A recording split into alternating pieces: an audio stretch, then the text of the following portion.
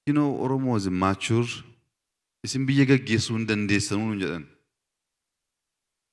Maaliif jennaan Oromoon waa'ee isaa malee waa'ee regional issue kaasuu hin danda'u. Yeroo hunda alattis keessattis Oromoo waan jettaniif isin amannee biyya gaggeessu jennee confidence isin irratti qabnu jedhan.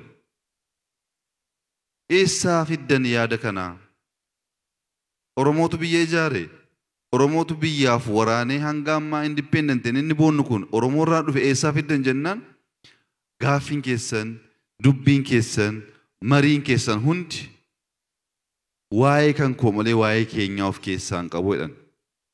Gaafas boonye ijoollee kanaa wajjiniin. Oromoon akkasii warra responsible eenyutu akkasitti maqaa nu baasee innaa fudhachaa jirra.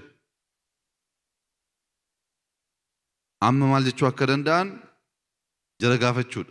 Oromoon kaleessas biyya ijaare.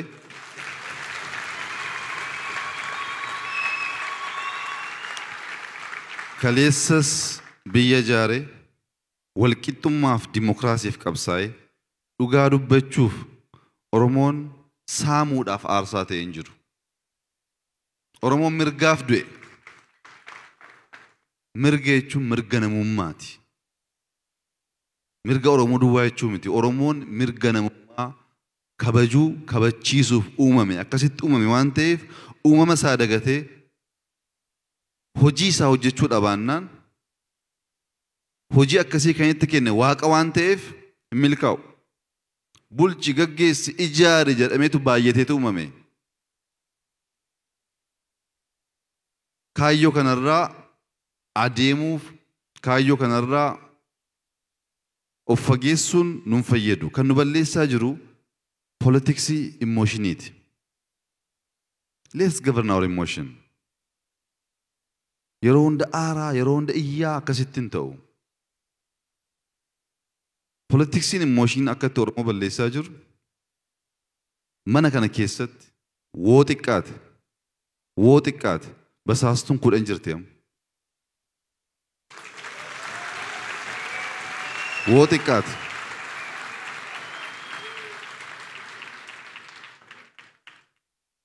Abbootiin keenya akkatti mari'atan beeku, akkatti citii qabatan beeku, eenyutti maal akka dubbatan beeku. Kanaaf mooni inni ammaa hoo provooksii godha. Citii kan jedhamu hin beeku.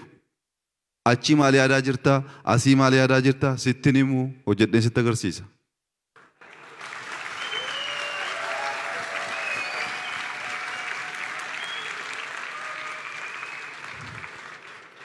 Amma fakkeenyaaf ganda tokko naa kaastee sana ganda sana deebisuudhaaf qophaa'an jira woon jedhe asitti gammadee mana caccabsa miti Oromoon. This is emotion. Realize gochuu akkamitti dandeenya? Dubbannee harka rukunnee iyyinee ilil jenneef injifannee jechuu miti. Kanaaf waggaa 40-50 injifachuu kan dadhabne sirba baay'isna. Sirba keessaa baanu.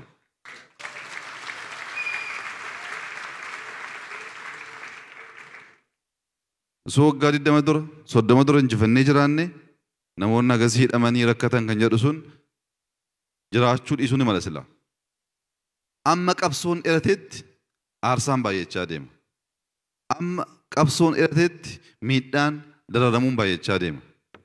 Nuti garuu awwalumarraa victorious taanee moo'uudhaaf qabsaa'uu kan dandeenyu qabsoo inclusive ta'e gaggeessine duwwaadha. Akkamittidha? Sirna keessa turre sana keessatti sabaaf sablammiin biyya keenyaa hundi kan yaadan akka Oromoon biyya diigudha. Hin dandeessu moo hin dandeessaa miti gaaffiin. Jarri baanaan nu diiguudha. To the level of their best akka nuti ol hin baaneef halkanii guyyaa hojjetu. Maaliif? Saayikooloojii diinummaati sammuu isaanii keessa jira. Nuti tokkummaa jenneetu keenyarraa laga ceene yaadattu yoo ta'e. Laga ceenetu Oromoon tokkummaa Oromoo duwwaa osoo hin ta'in tokkummaa biyya kana ijaaruuf utubaa garaagaraa wajjin hojjechuu barbaada. Inni gaafa laga ceenu politiksiin biyya sanaa jijjiirame. Amanus amanuu baattanus seenaan hin baasa. Osoo akkas gochuu baannee for the next 10-20 years in qabsoofna malee injifannoo haaraa argachuu hin dandeenyu. Maaliif injifannoo argachuu dadhabnaa weettan inamii minimize gochuu reduce gochuu baruu qabna. Oromoon akkasumaan baay'achuu isaarraa kan ka'e of dhoksuun waan hin beekneef waan garaasaa waan lapheesaa waan dubbatuuf jecha tokkorraa ka'eet overnight diinni baay'isuu danda'a. Amma waan gaafii ammasii ka'e kana soon deebisee yaa silkii keessan ilaalatu silaa dhoksuun beennu hin ba'a. Osoo nuti biyya hin ga'iin diinni nu marsaa jechuudha. Kanaa wajjin waraannaa, kanaa wajjin waraannaa, kanaa wajjin waraannaa.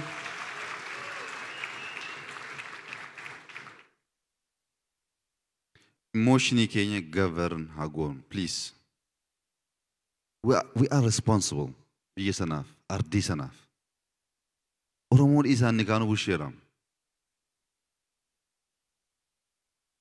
Boo'icha keessaa ba'uun baay'ee barbaachisaadha. Oromoo yoo mammaaku waa'ee waraabessaa mammaaka. Waraabessi madaa'ee ammas madaa isaa gaafa laalu dhiiga waan ta'eef dhiiga ormaa seetu arraabutti ka'a. Osoo of nyaatu waraabessi madaa'e of nyaatee tofajjeessa. Waraabessi madaa isaa dagatee fuuldura laalee osoo deemutu bakki sun qorraa fayyuu danda'a. Forget it. Kalees miidhaan saba kanarratti qaqqabe matsaafa akkuma tokko ba'uu danda'a. Garuu sabichi immoo arba hin kufu waan ta'eef baatee ce'uu danda'ee jira. Ammas qabsoon keenya adeemsi keenya kan ta'uudha amala tokkoffaa tokkummaadha. Siyaasa Oromoo daldaluun sirrii miti. Namoonni siyaasa Oromoo daldaluun akka jireenyaatti yaadan jiraannaan kana keessaa ba'uudhaaf yeroon isaa amma. Provoke gochaa, arrabsaa, dubbachaa, dubbii qoqqoodu kaasaa adeemnaan number 1 kan miidhamu numa. Akkas akka hin taane daangaa habarru. Hagam wal arrabsinaa, hagam wal qeeqnaa, hagam wal gorsinaa. Isa kaan immoo akkamitti dhokfannee hambifanna kan jedhu politiksii maachur godhe baruu qabna. Kun immoo kan eegamu isinirraayi. Jalqabnaa nama dhumaatti maqaa walii kennuu, wal arrabsuu, wal cabsuu kana keessaa bahuutu nurraa eegama. Kun hin ta'u taanaan fedhiin keessan, gaaffiin keessan baay'eensaa galma ga'uu ni rakkata. Kolaraadoo irraa biyya koo lammaffaa waan ta'eef kan Jamaal kaase darbuu na rakkadha. Akkamitti isin gargaarraa? Akkamitti biyya gargaaruu dandeenya? Mana keessanis qulqulleessaa jedhee jira. Nu gargaaruuf inni jalqabaa, gargaarsi inni jalqabaa kaleessa akkaataa sana nu simattanii tokkummaa Oromoo labsuu danda'uu keessan.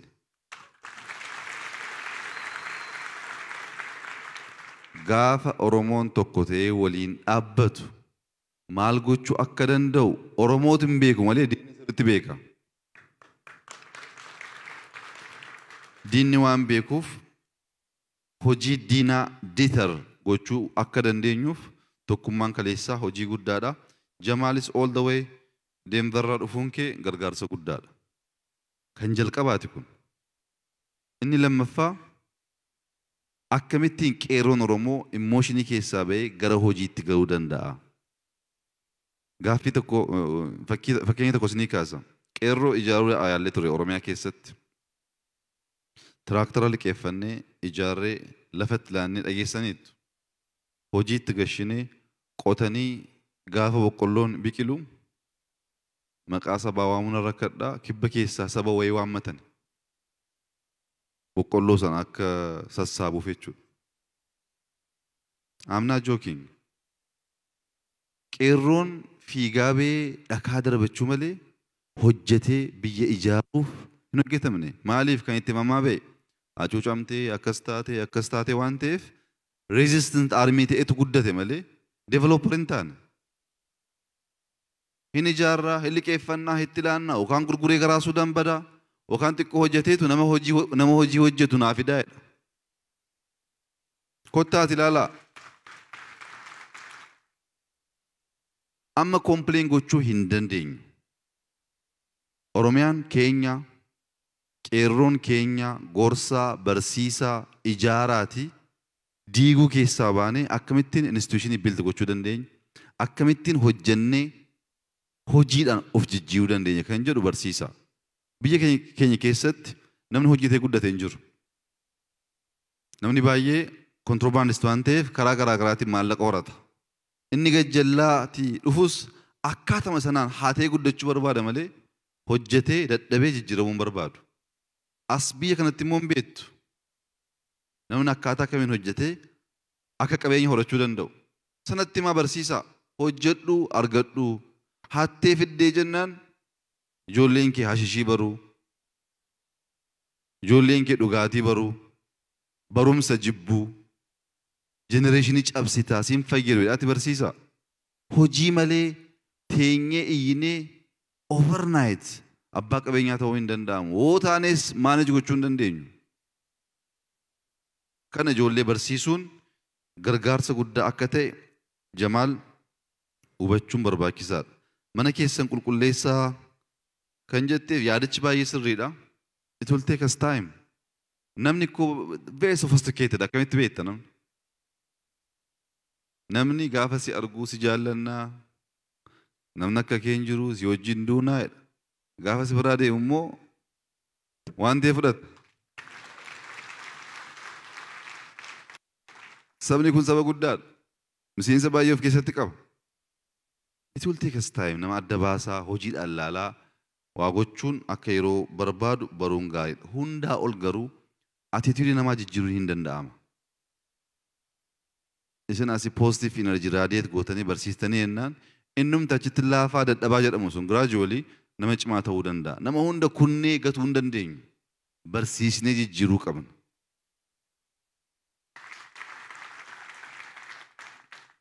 Jamaal waan tokko hin dagatiin. Slavery attitude OPDO keessatti dagaage undermine hin godhina.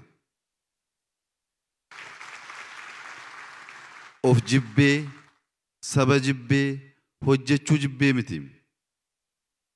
Bara dheeraa sammuun isaa dhahamaa waan tureef achi keessaa of liberate godhee hojii guddaa hojjechuuf yeroo barbaada. As teenyee kana godhaa sana godhaa dhiisnuti akkamittiin liberate goonaa jenneetu yaada gaarii barumsa itti fe'a. Inni saba keessaniin gattaniin keessanuma hada gongoru malee Oromoodhuma akkamitti jijjiiruu dandeenya kan jedhu irratti hojjechuun baay'ee murteessaadha. Seenaan jalqaba sii deebisee jira waa'ee Oromiyaa kaasteetta. Well, I think biyya keenyaa jedhamuun beekamu itti fakkaata. Biyya keenyaa jedhamu keessatti kan amma Keeniyaa jedhamu keessatti sabni Oromoo uummanni Booranaa baay'eetu jira. Innis si eeggachaa jira. Akkamitti maaneji gochuu akka yaadaa jirtu hin beeku. Ugandaan si eegaa jira, Taanzaaniyaan si eegaa jira. Oromoon dachii Afrikaa keessatti bittinnaa'e baay'eedha. Gaggeessitoonni lama dhiyeenyatti arge nuti Oromoodhaa naan jedhanii jiru. Gaggeessota biyyaa lama. Oromummaan qaanii waan tureef, Oromummaan salphina waan tureef namni baay'ee of dhokse malee gaafa injifachaa deemnu namni baay'ee dhufaa jira.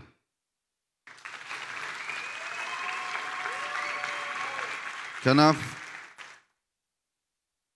seenaan dubbiin ati kaaste naa gala.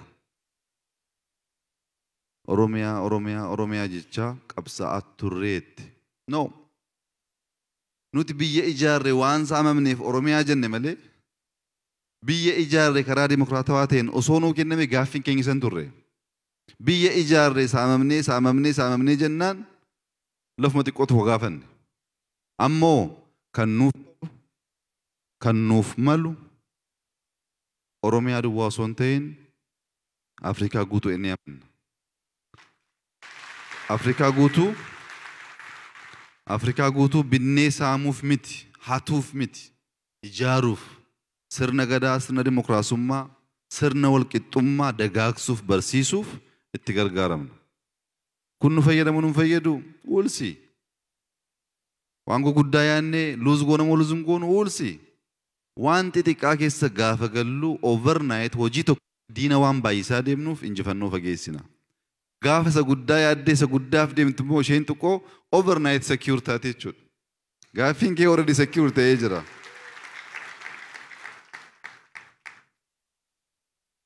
Waa'ee daangaa namoonni garaagaraa kaastanii jirtu keessattuu namoota buqqa'anii namoonni buqqa'anii yeroo naannoo Sumaalee irraa buqqa'an bara darbe yaadattu yoo ta'e boo'aa turre achii deebinee immoo kun opportunity guddaadha itti fayyadamuu qabna jenneetu tokkummaa Oromoo jennee yaadattu miti yaadattanii namni du'aa jira buqqa'aa jira aarsaa sana keessatti garuu Oromoo tokko goonee ijaaruuf itti gargaaramnee jirra. Nuti gargaarree jirra isin maal gootanii mootummaa federaalaa akkasitti injifannoo irraa saamuun hin ta'u. Baay'ee gargaaraa jirra mana ijaaraa fi jirra gahaa garuu miti ammas waliin taanee hojjechuu qabna gargaarsi jaraaf godhame garuu baay'ee bal'aadha. Hin dubbannu maaliif hin dubbannu rakkoo waan qabuuf. Eenyuma kana namni biyya alaa wayii dhufee doolaara miliyoona 10 gargaareeni mana ijaaraa fi ture. Woo dubbanne innaan dhiisne akkasitti yaada.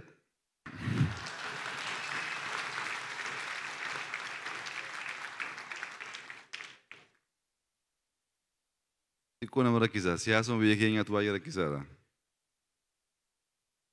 Bakka tokkotti nama tokko woo mudde inni kaan hin gammadaa inni kaan hin boo'a. Oromoon osoo amantaa godhatee waaf godhani jedhee nuuf dhiise akka itti taphannu nutu hin beekna. Garuu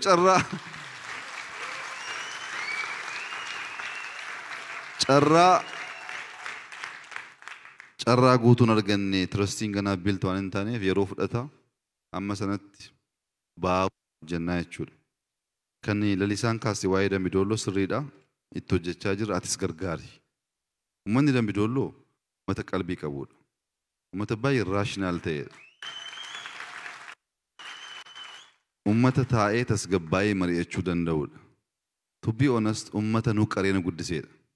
Ani yeroon beekii ture waggaa umriin koo 14-15 nan beeka biyya sana. Garuu rakkoon naannoo sana mul'achaa jiru injifannoo qabsoo isaatiin argate andarmaayin gochuudha. Ofii du'ee fidee keetu ofii immoo andarmaayin godha. Inni kaani injifannoo saama. Inni kun immoo injifatee andarmaayin godha. Isiniin galle. Silaan boossu. Dambidolloon ijoollee ofii qaree guddiseetu aarsaa kaffaleetu injifannoo amma argame kan fide isa kan eeguu qabus immoo isa. Amma kan barbaannu Oromoota dhukaasuu miti. Qeerroo qaruu hojiitti galchuu opportunity jiru exploit gochuudha. Isa kaan dhiisaatti darbeera amma faashiniinsa.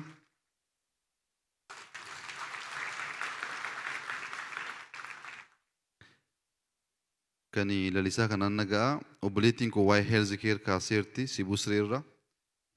Health care Sibuu Siree osoo hin ta'in akkuma Oromiyaatti akkuma biyyaatti rakkoo guddaadha. Aggressively hojjechaa jirra isinis waan dandeessaniin gargaaruudha. Expectationiin kee asii tikkeettii murree transport waan jetteef wanta akkasii faasiliteet gochuu yoo ta'e akka mootummaatti hin dandeenyu. Maaliifi nama miliyoona 3 kan ta'u biyya garaagaraa hin jira. Akka carraa ta'ee namni biyya keenyaa gaafa dhufu taaksii oofaa gaafa achi dhufu immoo injinara.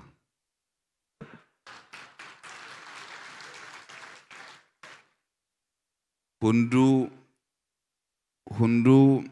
you know what jedha.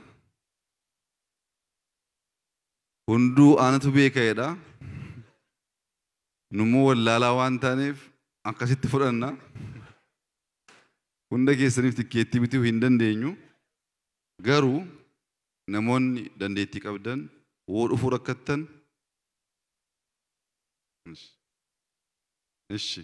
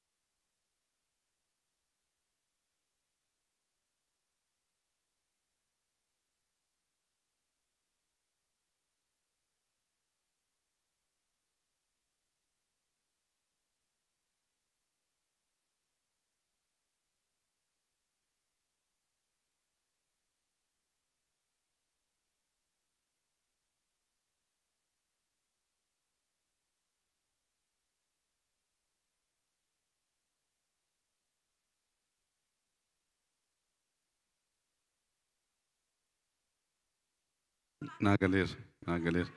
Thank you. Dubartiin genuine waan taateef waggaan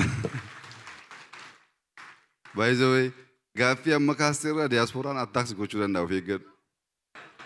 Maaliifi waggaa 15 kana booddee ture I can't save qarshii 50,000 jette. Diyaaspooraan ikkoo 5,000 qabaateetu miliyoona 5 qabaa jedhama. Innaa thank you yaada keetiif garuu konkolaataa isiniif taaksii malee gashuun Itoophiyaadhaaf rakkoo guddaa qaba. Rakkoon isaa waa lama. As of today, nearly $2.5 billion kan baasnu boba'aadhaaf. Har namni makiinaa duwwaa laala.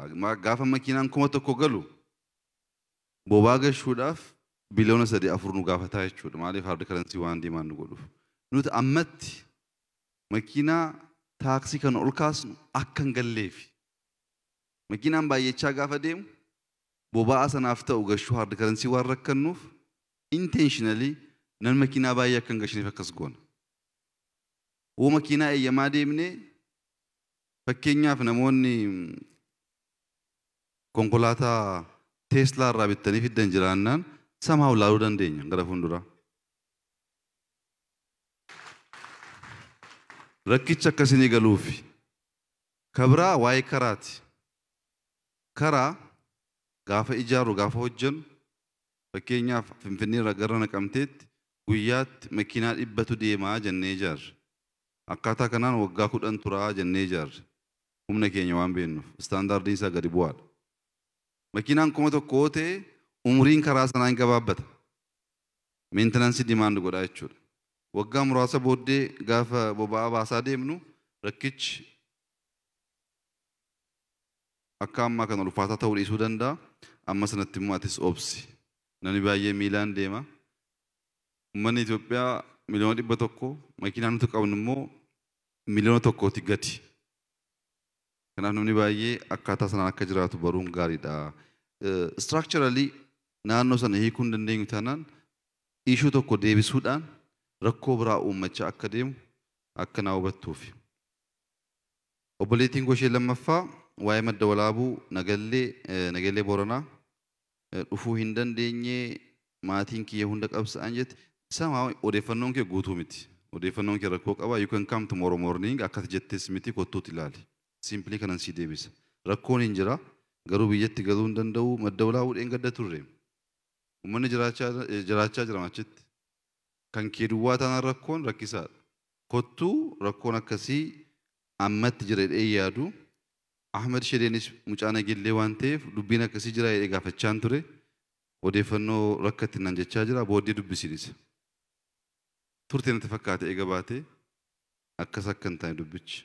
Rakkoon hin jiru jechuu osoo hin ta'in sadarkaa atitti yaadu sanatti rakkoon hin jiru. Aishaan waa'ee daangaa waa'ee bulchiisa magaalaa kaasteetti deebii isaa sila waan hin deebiseef kan daangaa ishuu ta'aa deemuunsaa hin hafu. For the next few years. Maaliif Oromoo duwwaa osoo hin ta'in namni jiruuf jireenya isaa fooyyeessuuf haalli mijataa bal'aa waan hin jiraanneef sammuun saamu sun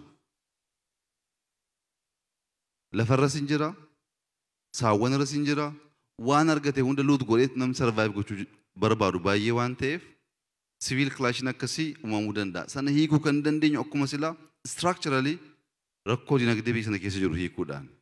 Gaafa sun hiikamaa deemu fakkeenyaaf magaalli keessan magaala lamatu wajjin jiraata. There is no issue asii as drive gochuu miti biyya kana keessatti.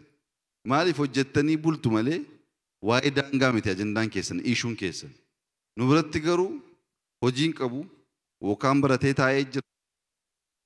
Somehow grievance inni qabu provoke godhee nam tokkoon du'a achi kan sabaa kan amantaatti ta'aa deema. By the way, Oromoon sabaaf sablammii wajjin wallaluun kana booddee hirrachaa deemuu danda'a. Be careful. Oromoof Oromoo waa'ee amantaaf waa'ee riijinii walitti naquun garuu dizaayin godhamaa jira. Oromoon Harargee Oromoo Wallaggaa waliin taa'ee mari'achuu alatti ibsuu walajjeesuuf qophaa'uun. Kanaan regional issue kaasanii Harargeeti akkas hin taane, Wallagga akkas hin taane, Gujii akkas hin taane, Oromoo tokko osoo hin ta'in Oromoo 10 uumuudhaaf namoonni yaadan baay'eedha. Amantaan Musliimaa Kiristaanaa waaqeffannaa nu keessa jira, rakkoon qabu. Oromoon seera waan beekuuf seera sana jalatti buluu waan danda'uuf. Akka carraa ta'e bakka garaagaraa dachii bal'aarra jiran eessayyuu haa jiraannu amma Oromummaan jiraatetti rakkoo hin qabu jennee yaaduuf qophaa'uu barbaada. Obboleessi koo Kanaadaarraa akkamitti gargaarratteetti akkuma sila kaase waan dandeessuun minimum $1 tokko guyyaa tokkoon kennuurraa jalqabee waan gaarii barreessuu fakkeenyaaf akkuma sila Koloraadoorraa Jamaal kaasetti kaleessa qabsoodhaaf dippiloomaatikalii influence gochaa turtan amma immoo misoomaaf nagaaf influence gochuu dandeessu. Gargaaru jechuun qalbii jijjiirrachuu jechuudha. Gaafa qalbii jijjiirrattee positively yaaduu jalqabdu yaadni baay'ee nama waan taateef uumuu hin dandeessa. Namni we do have infinite potential. Exploit gochuudha yaaddeenaan itti gargaaramuu yaadneenaan rakkoon namaa maa inni sammuu isaa sana suppress godheeti negatively operate waan godhuuf badiif kaka'a. Sammuu badii keessaa gara qalbii gaariitti jijjiiruu dandeenyee jennaan wanti baay'ee hiikamuu danda'a jedhee yaada. Kaabineen jijjiirree elekshinii akkamitti yaadduu paartiilee Oromoo akkamitti yaadduu kan jedhu dargaggoon tokko kaafee kaaseera. Kaabineetu jechaa jirra. Not today waggaa 2 dura kaabineen Oromiyaa 40 hayyuu nan oppiidiyoo gashine. Kaabineen Oromiyaa baay'eensaa miseensa oppiidiyoo miti hayyuu Oromoo yuunivarsiitii garaagaraa irraa finnee gashuudha yaallee jirra. Garuu be careful. Bakkee ta'anii dubbiif birookiraasii keessa galanii hojjechuun dubbii lafaa walirraa fagaatu. Kana lammaan carraa argannaan isin himuu danda'a. Namoonni hayyuu ennee TVdhaan baay'ee kabajnu kun sirnumaan walgahii gaggeessuu rakkatu sakaan dhiisaati. Gaafuma walgahii irra ba'anii afaan kee cufi hin dubbatu. Maaliif barsiisuu malee dhaggeeffachuun bara jirra. I'm not joking. Akka miidiyaa irra dhaggeeffannu sanaa miti. Instituushinii siistama tiimii ijaaruu. Mootummaa ta'anii dhiisaati. Private sector namoonni hayyuu ennee yaadnu kun nama har'a wajjin laalle waggaa meeqa wajjin hojjetuudhaaf cheek godhaa ofii keessanii. Tiimii gochuu hin danda'an. Individually dubbachuu danda'u, individually barreessuu danda'u. Gaafa instituushinii ijaaraa jettuun garuu instituushinii diigu. Amalli akkasii baay'eedha. Obsaa tasgabbaatii qoradhaa hin argattu rakkoo hin qabu. Namoonni amala akkasii akka horataniif carraan baay'ee hin turre. Siistama keessa galanii hojjetanii akka biyya kanaa miti. Fakkeenyaa biyya kan yeroo barattan kaffaltii malee hojii hojjettu. Biyya bakka garaagaraa galtanii hojjettu. Hojii baraa guddattu. It's not only mine own. Hand on ta'uu barbaada. Waa tuttuqanii babbareechuu barbaada. Namni mind on ta'e dubbachuu baree oofii makiinaa kana gaafa jettan yaa hin beektu kilaaksii duwwaa ta'a jechuudha. Rakkoon akkasii akka jiru baruun gaariidha. Lammaan yeroo baay'ee maal ta'a ji'a ja'a osoo wal jijjiirreedha. Namoonni akkasii dubbatan kun dhufanii ji'a ja'a bulchanii nummoo teenyee ilaalleedha. Ta'anii qeequun baay'ee salphaadha.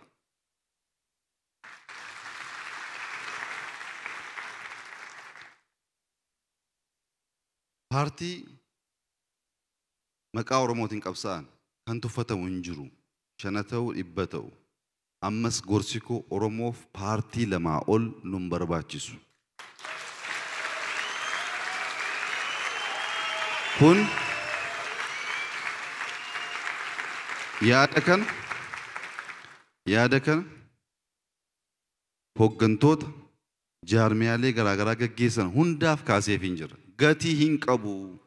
Lama cimaa gaafa tokko dadhabu inni kaan immoo irraa fuudhee kan gargaaru malee maqaan isaa 20 injifachuu kan hin dandeenye nun barbaachisu. Anis amantaan koo kana. Kun akka dhufuuf number 1 miseensi dhaabbilee garaagaraa keessa jirtan challenge your leaders. Dura ta'aa maqaa jedhamu qabachuurraa miseensa dhaaba cimaa ta'uun barbaachisaadha. Jarri lama ta'uudhaaf qophaa'anii jennaan gama keenyaan gargaarsa sabni Oromoo nu gaafatu hunda yaadaanis maallaqaanis waa hundaan gargaaruuf qophaa'adha nuti.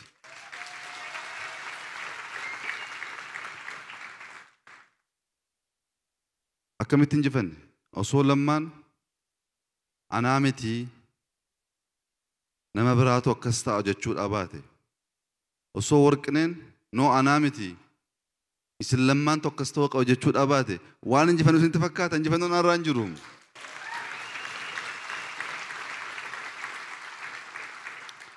Maaliif akkas jenne akkamitti hojjechaa turre amma maal yaanna kan jedhu seenaan hin baasa waa hunda dubbachuu rakkoo waan ta'eef malee lammaa warqina abii namoonni garaagaraa tiimii sana keessa jiran hojiin A to Z hojjenne akka nama tokkotti mari'annee goone waan kireeditii addatti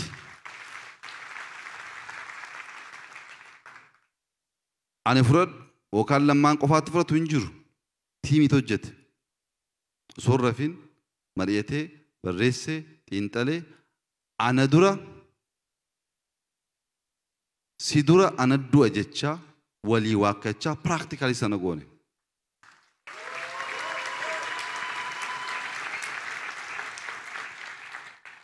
Osoo tiimiin kun hin jiru ta'ee akkas dhaabachuun baay'ee rakkisaadha.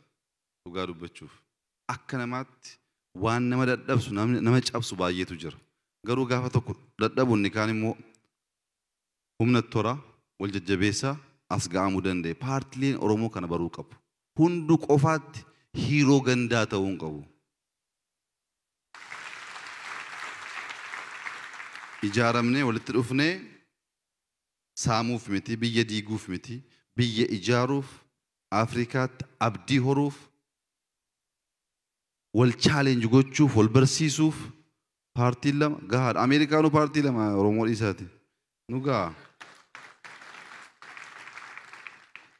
Waa'ee filannoo maal yaadaa jirtu yaadaa jirra. Yaada garaagaraa qabna. Garuu Oromoon kan baruu qabu nuuf tiim lammaaf ultimate goal jechuun filannoo dimokiraatawaa ta'e biyya sana keessa fiduu jechuudha.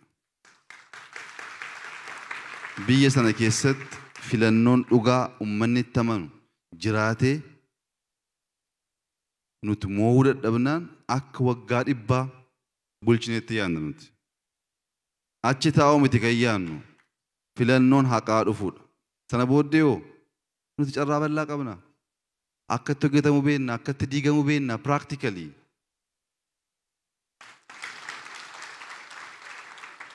Waanuma confidence lose goonee hojjennu akkasittiin se'inaa mootummaan barbaade Itoophiyaa keessatti woo uumame tiim lammaa undermine godhee exist gochuu hin danda'u. Maaliifi sa'aatii 2 rafaa akkamitti sirni diigamu akka danda'u practically shaakallee barree jirra waan ta'eef. Kanaaf waa'een filannoo nu yaachisu. Hojii beennaa, yaaduu beennaa, dubbisuu beennaa, ummataaf hojjechuu beennaa, hunda caala garuu immoo suunii tokko sabarra hanneen beennu, qulqulluudhaan beennu.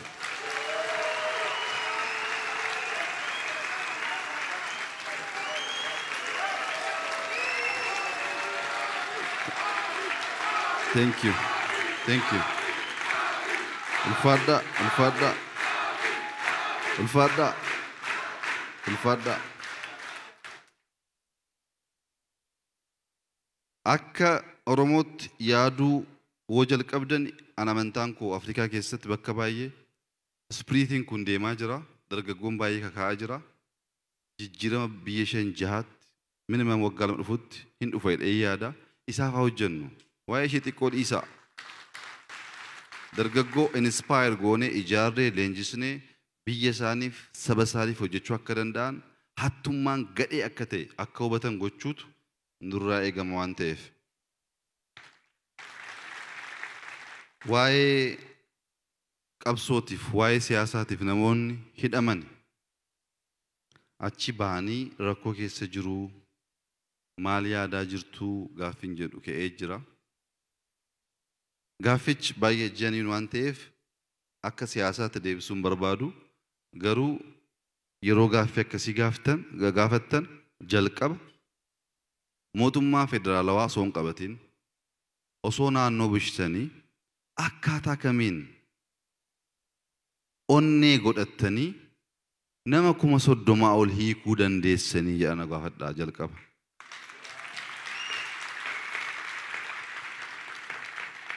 Tiim Lammaan namoota kana baasuu sana booddee kana fi haa afoo jedheetu mana hidhaa naannoo Oromiyaa keessa ture duwwaa godhee jira. Waa'ee sanaa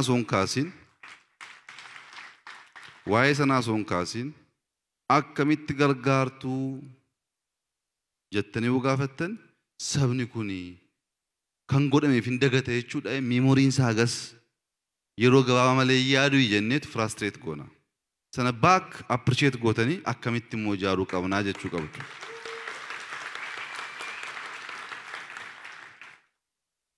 Namoonni rakkatan baay'eetu jiru mootummaan gargaaruu qaba isinis gargaaruu qabdu cimsuu qabna hojiitti gashuu qabna hojii keenya ittaanu ta'a hojii ittaan hojjechuuf hojii har'aaf kaleessaa dagachuun garuu sirrii miti. የመጨረሻው የኢትዮጵያ ፖሊስ መኮንኖች ጥያቄ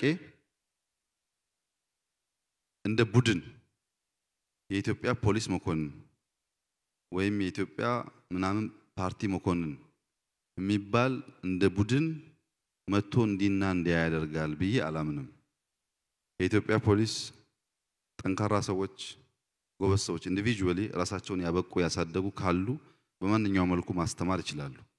እኛ የበቃን እነዛ ያልበቁ በሚል ከሆነ ግን ትንሽ ያስቸግራል። ምክንያቱም እነዛ ፖሊሶች በነበሩበት ዘመን የነበረው መሳሪያ ዛሬ የለም። ያኔ ፌስቡክ አልነበረም።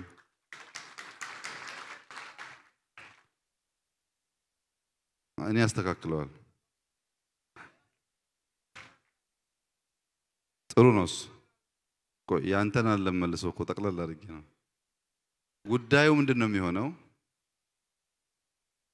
We are expert of politics እኛ ካላገዝናችሁ የት ትደርሳላችሁ የሚል አስተሳሰብ ይቅር። ፖለቲካን በማንበብ ሳይሆን በመኖር ስለምናውቀው እኛ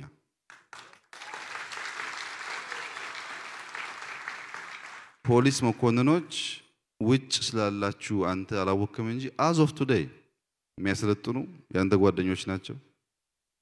የሚያግዙ ከናንተ መካከል ያሉ ሰዎች ናቸው። አሁንም የዘነጋናቸው ካሉ most welcome ደስ ይለናል። ግን በእንትን መሆን የለበትም። እኛ የድሮቹ እንደዚህ ስለሆነ ከሆነ ያሁን አንደርማይን አናደርግ ያሁን ነው እየሰራ ያለው የሚቀረውን ነገር ለመሙላት ደግሞ ኢንዲቪጁዋሊ ብቃት ያላችሁ ሰዎች ብታግዙ በጣም ጥሩ ነው። ማስተማር ትችላላችሁ፣ መምከር ትችላላችሁ። ለምንድነው አንተ ጋር ሲሪየስ ያደረኩት? ለምሳሌ የደርግ ወታደሮች በአሁኑ መከላከያ ውስጥ ያላቸው ሚና አንደርማይን ያደርጋሉ። ሰልፍ እኔን ያስተማረኝ የደርግ ወታደር ነው። ሰላምታ ያስተማረኝ የደርግ ወታደር ነው። አሁን እሱ ማስተማሩንና የሱ ትምህርት ፍሬ መብቀሉን ረስቶ እኔ ካልገባውበት ካለ እኔ የሚባል ነገር ይቅር ነው። አሁን እኛ ነን። ያንተ ጥያቄ እንደዛ እንዳልሆነ አውቃለሁ። ግን ፖለቲክስም ኢንቨስተርም ቅድም እንዳልኩት ብዙ ስላለው ለሁሉም ነው መልሱን የመለስኩት። አንተ ግን ብቃቱ ካለ ናና አገልግለን። ዶክተር ወርቅነህ ስላሉ ፖሊስ ኮሚሽነር እሳቸው ናቸው። አሁንም እሳቸው ጋር ተነጋግረህ ጨርስ።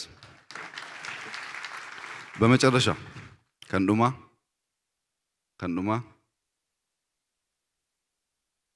An deebisu an fixadhee booddeetti deebitate. Kan dhumaa yaa sabaa isin kadhachuu kan hin barbaadu. Let's govern our emotion. Fagoo deemuu hin dandeenya. Humna baay'ee qabna.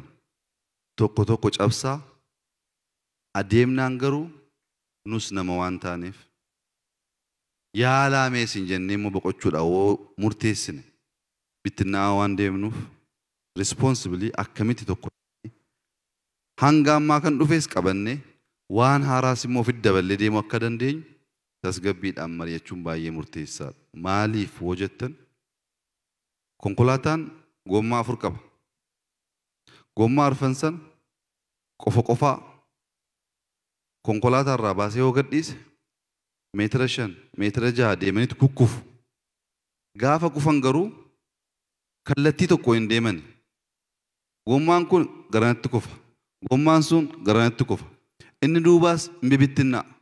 Konkolaataan hoo dhaabbatee tafa.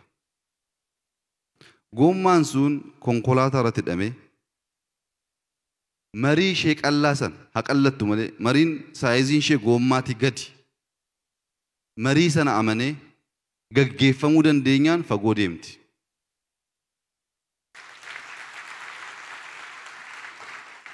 Gommaan furdaa waan ta'eef qilleensaan guutame boka kee jechuudha. Marii ishee qalloo andarmaayin godhee jennaan gommaa ta'ee tafa malee makiinaa baatee hin deemu.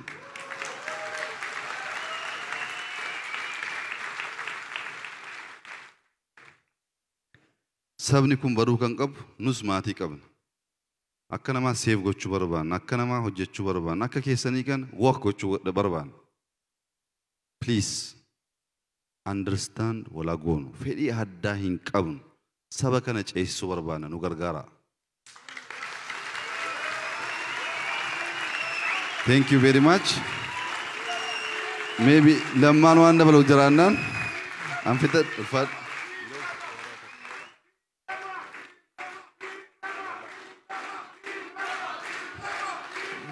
Baay'ee galatooma kabajamoo pirezidaantii mootummaa naannoo Oromiyaa obbo Lammaa Magarsaa osoo yeroo tokko garanatti nu dhuftanii sirna gabaabaa uffisaa tokko qabna. Uffisni ulfina waan jedhamuuf karaa kana deemanii kabajaa nuu godhanii dhufanii osoon uffifne hin galluu waan jedhaniif isa kanaaf ruufoo fi warri kennaa san harkaa qabdan maaloo dafaatii garanatti nu kootta.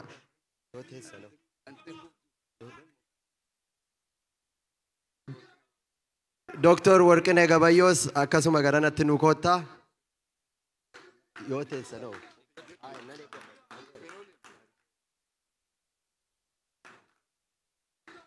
Dr. Warqinee.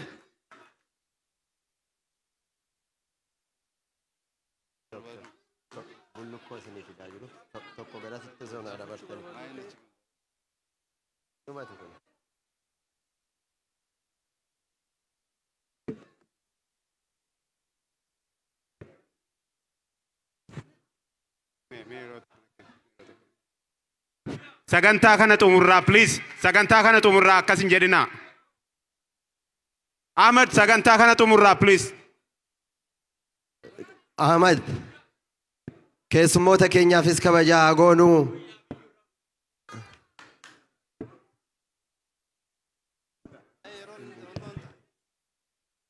Yuya fid, Yuya kottu Yuya. Yuya, please. He's okay, officer. L'alterta tasfai.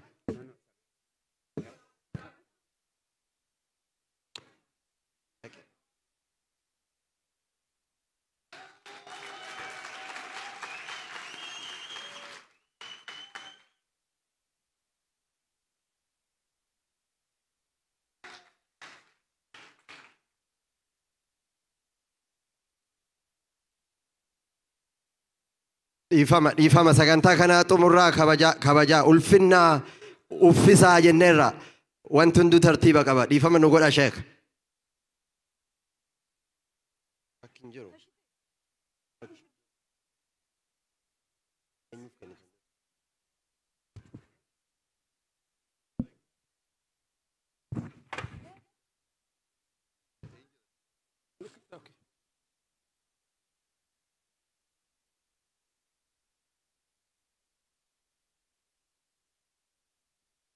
magaalaan Finfinnee guyyaa aladaa keessa deemu keessatti bariisoo aabee kataraa lammadaatiif hoogganaa adda bilisummaa Oromoo ta'e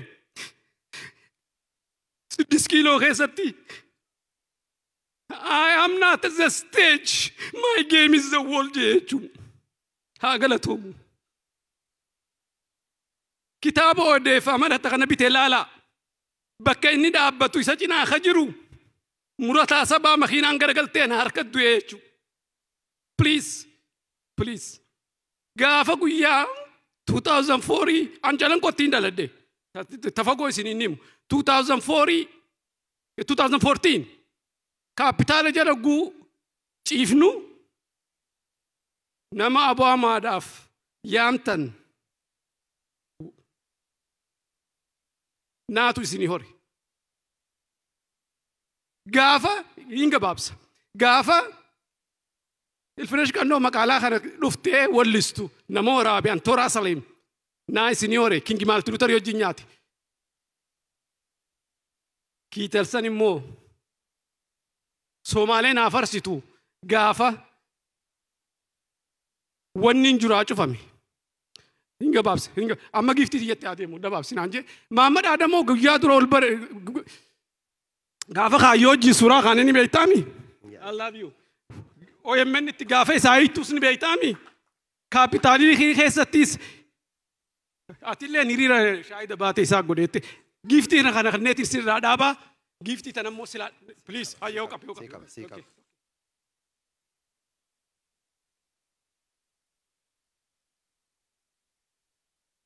History museum dhaqeetiin dhabee ture alaabaa takkaan kaapitaalii keessatti fannisiise bakka warri Dr. Fidoo adde urjiin jirtuttiin adda bilisummaa Oromoo communityif kannee achi dhaqeetiin alaabaa Minisootaa bitajeetiin ogguun dhabuu kana giftii tana ilmaa adeera xiyyaa kanaaf bitee jechuudha. I love you.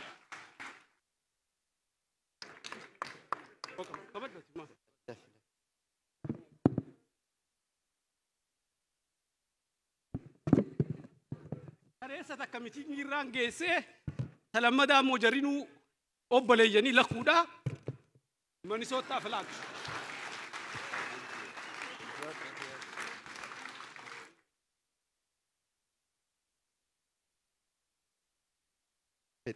Naapsa. Minisootaa ogguun Ameerikaa dhufuu London lammadaa jaal olaanaa limmuu hooki bobbaasaa kan galaasaa dilboo adeera kiyya jabaasan akkana leenjise akkanatti haggodheetiin biraa deeme 1996 Augustii 20 ogguun Ameerikaa seenuu Diitoroyin seene bakka kiitalsanitti dhalate dilaanas jiraadhee Ameerikaa haadhatiyyo abbaa kiyyaas Ameerikaan isin nyaachaa ture. Fallaana lamaan isaanii bite tan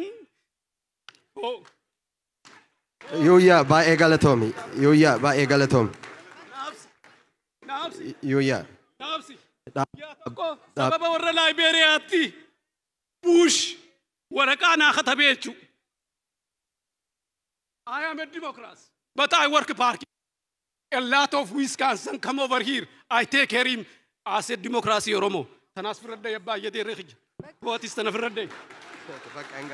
Yuuyyaa baay'ee. Naapsa. Paasabora lamaan qaba. Naapsi. Gabrummaa obsine.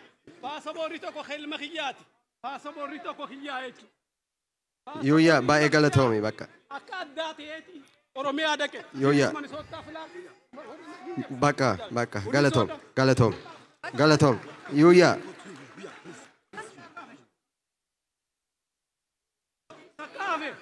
Okay, kadhumaati. Galatooma. Laal maqaa Nadii Gammadaatiin Health Department of Minnesota Dr. Obsaadhaan ni beektaa ennaan guyyaa tokko hin beeku naan jee alaabaa bilisummaa achuu geesseetiin jira Aayishaa Oromiyaallee naaf baasee fi intala Nuuroo Doddafoo mana ganda kana keessatti akkamii bitatta isii fi Daawudeen naan jee Faatiyaan Niyyaatiin baasee fi Qoosaaniin baasa. Maqaan macaa kiyyaa seenaa newspaperii jechuurraa hin baase jeneraal Taaddasee Birruu kan inni Finfinnee keessatti wanni uffate ilaala. Kan Maandeellaa uffate rasaasa Maandeellaati shugguxii dhabamte isaan lameen. Kanaaf maqaa Nadhii Gammadaatiin barzideeyi mucaa kiyyaa Nadhii Gammadaa jiraachuu baannaan hin jiraadhu. Ameerikaa keessatti warra na barsiisuun tijaris second father hin jaan. Waan nama barsiisanis beekaa irreecha nama barsiisa amma booda. I love you. Sunday, I am in Oromia. Doctor Khanas jira. Please, doctor Kanada Walgarre. Naabs, doctor Kuni. Doctor Tarada Takitan. Takitan.